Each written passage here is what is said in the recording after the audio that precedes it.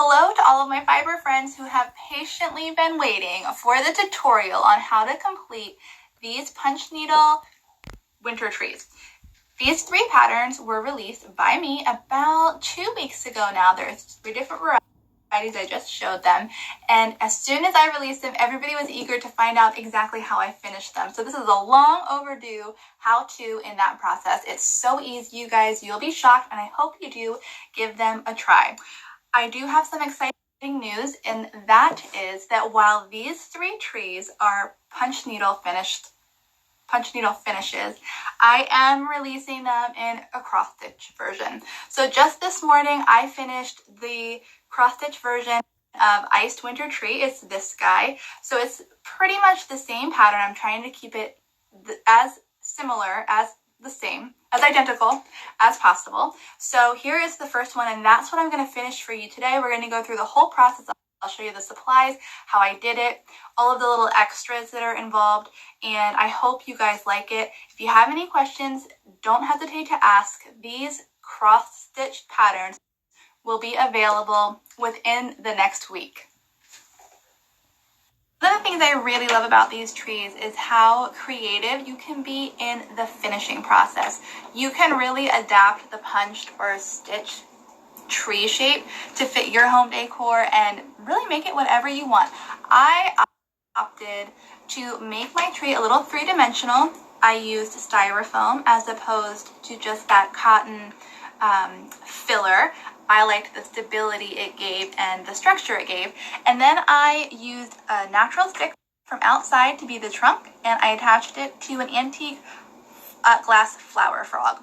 Then I shoved some Spanish moss up there to complete the look. But don't feel like you have to finish it just as I did. Get creative, make it your own. The options are really endless.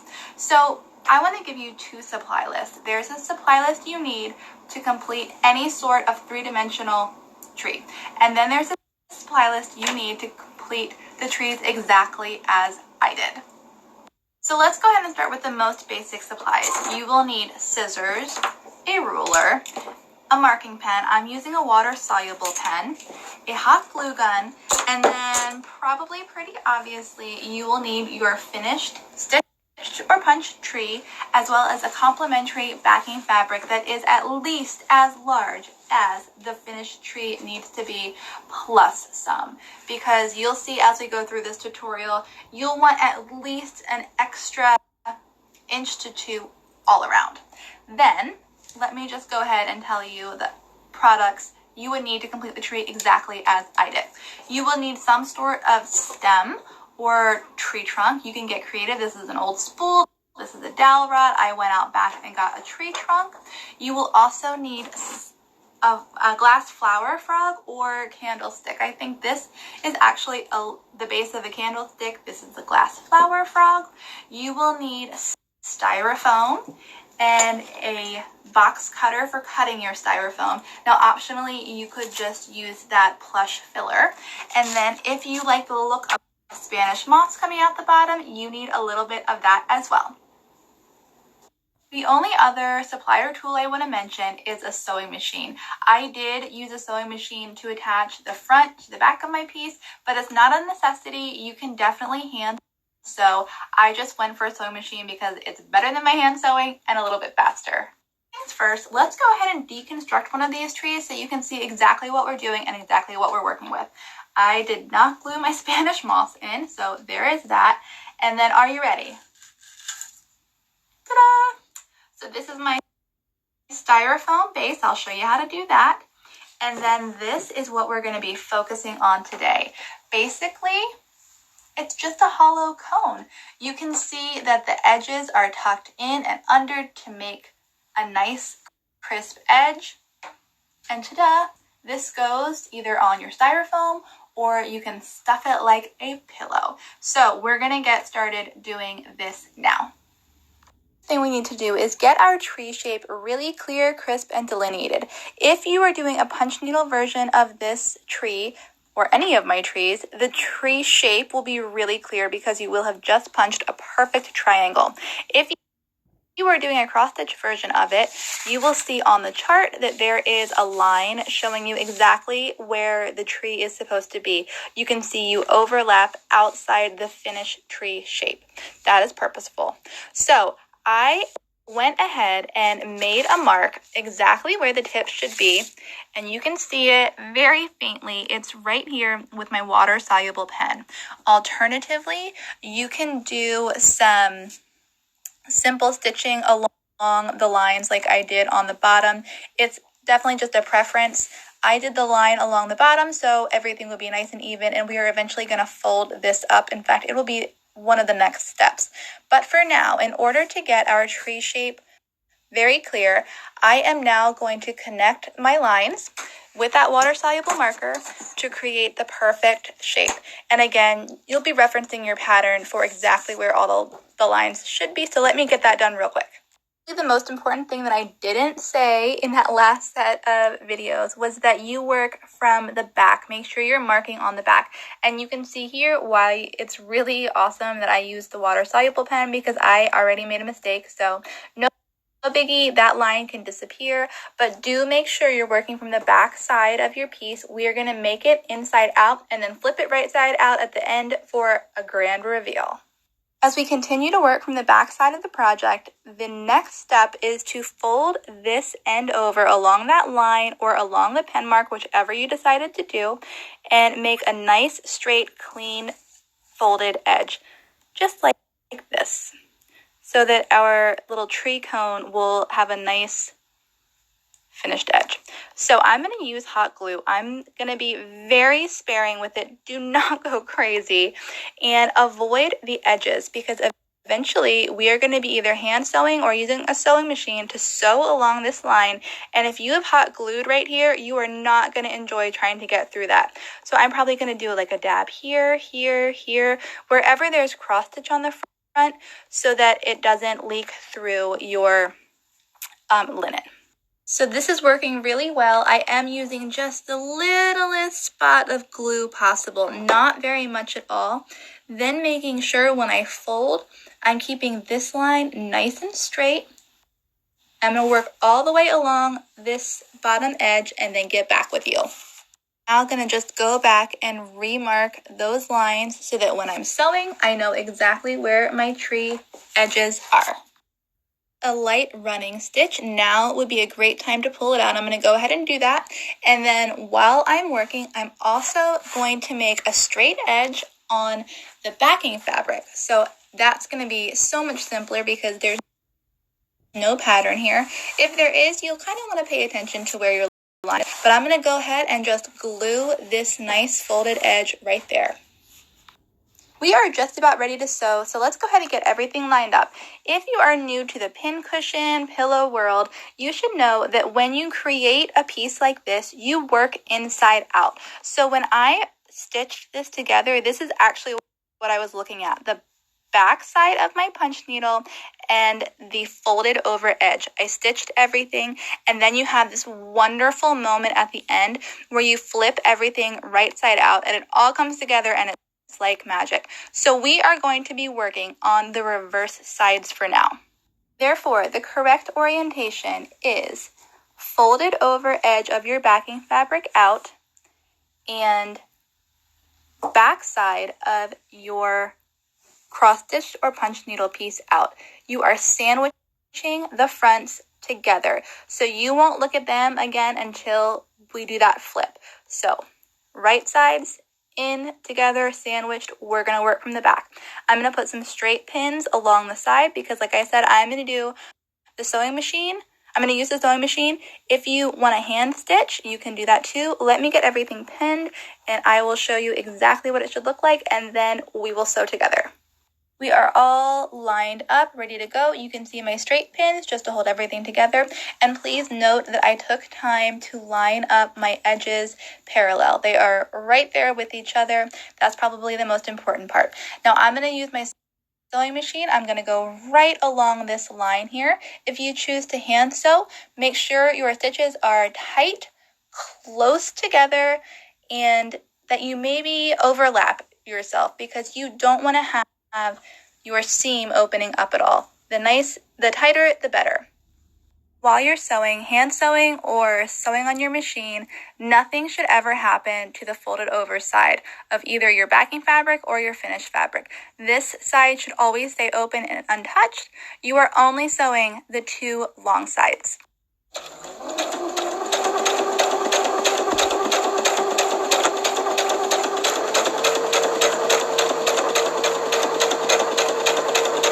And voila, we are all sewn together. I've gone ahead and taken out my straight pins, and now I'm going to trim all of my excess margin. I'm going to leave about 1/4 of an inch around all of my stitching.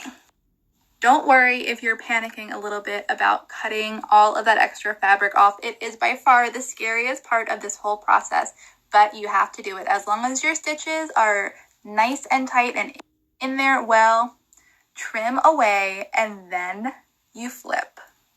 Okay, shall we? The flip, the magical flip. Oh, I'm already so excited. Yay! So I just start pulling at the top, trying to get it as pointy as possible. Oh, that looks so good. It looks so good. Okay, here is a pointer. It's really hard to get the tip of your tree pulled out really, really far. So grab something not pointy sharp and not an open pen, but maybe like I'm going to grab this stick and I'm going to use that to push the tip out as much as I can, because you do actually want a pointy tree treetop, and that will really help. So I'm going to keep finagling that until it's a little bit sharper. Turns out a paintbrush is the magic tool, because I got that pretty darn straight. So it is looking darn good. Now keep in mind, these aren't meant to be totally round. They're not meant to be finished like this, but more flat, so you can see all of your hard work and all of your stitching or your punching. So the last step in finishing this is addressing this kind of rough edge that happened on all of my trees. It's right there, and the solution is really, really simple. I'm not trying to make anything overly complicated. I simply took that little tail, folded it under, and did a drop of hot glue. Easy peasy. I'm going to do that. Be right back. And I call that done. So let's go ahead and pop this on one of my existing bases. I have to be honest with you, my phone has 5% battery. I need a drink of water. So I am going to put this on here. I'm going to regroup and be back in maybe an hour, and we will do the portion of the tutorial where I show you how to do this. But for now, let's just see how she looks. She looks good. She looks good. I hope you guys liked this. I hope you found it easy to follow along. If you have any questions, don't hesitate to let me know. I'll be back in just a bit and we'll do part 2 of this tutorial.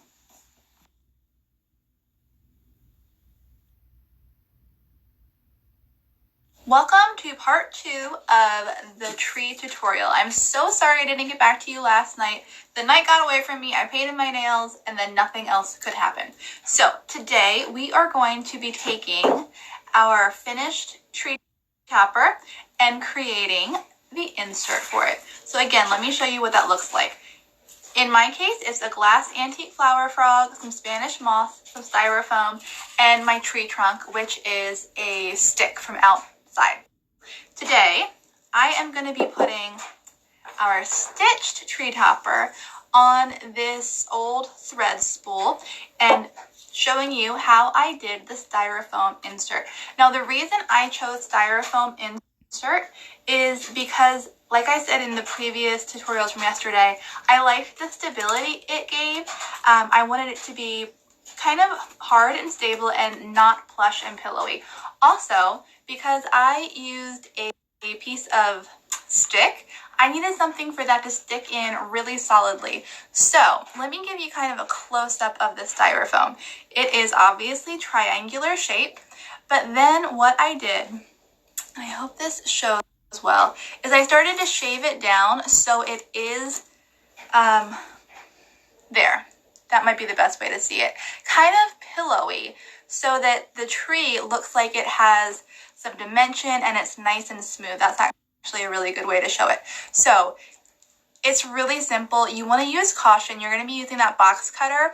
I have a self-healing mat that really helps, and we are just going to be cutting the triangle and shaving it down. Let me show you how. As the styrofoam goes, I got a large sheet of it. It is 1.25 inches wide. Use a coupon. You can get this for a really good price. I've already gotten 3 trees out of this sheet, and I'm about to get my 4th. So what I've done is trace a triangle in my available space, and you'll notice that it's much smaller than my finished stitched or punched tree. And that's because when you add the dimension to this piece, it accounts for some space. So you're going to need it just a little bit smaller. I learned this the hard way. You take my word for it. Both of these sides are about 1 inch in from the edge of my finished piece. So now we just have to cut this out of the styrofoam. Use caution. This is the scariest part. Keep your hands free away from the blade.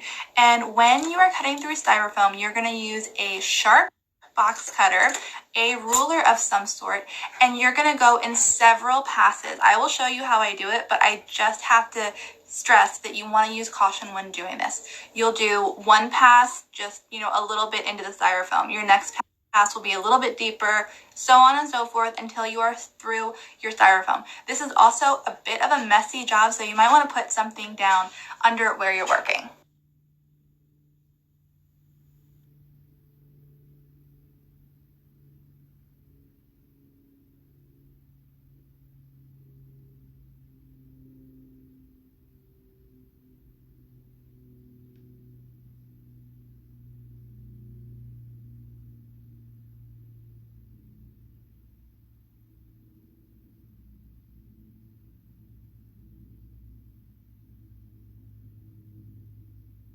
So you can continue to see what I'm doing. So this is my tree.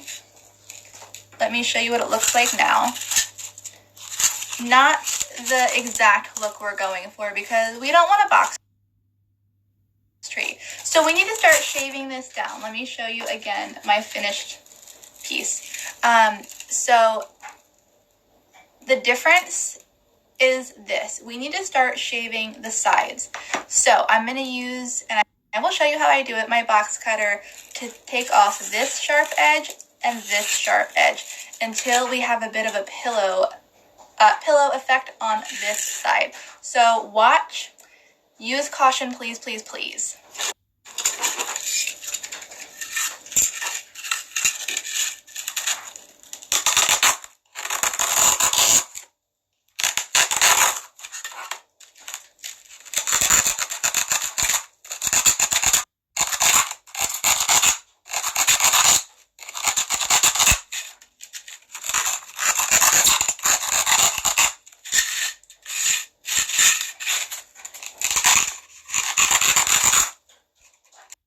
Thick piece of styrofoam. So I will get back with you as soon as I am done. Point that is looking really good.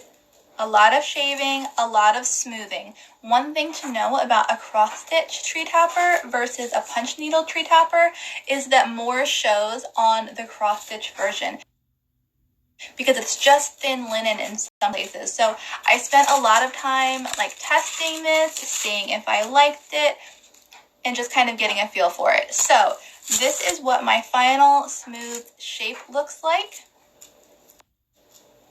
As pillowy as possible. I know that's not showing really well, and I apologize for that. But at this point, we are ready to move on. Earlier, this tree is going to go on this old spool holder. I think it works really well. It's killing 2 birds with 1 stone. I not only have the base, but I will have the tree trunk as well. But this is where you could use those glass flower frogs. You could get really creative. The sky is the limit. But let me just say, if you were using, let me grab this dowel rod.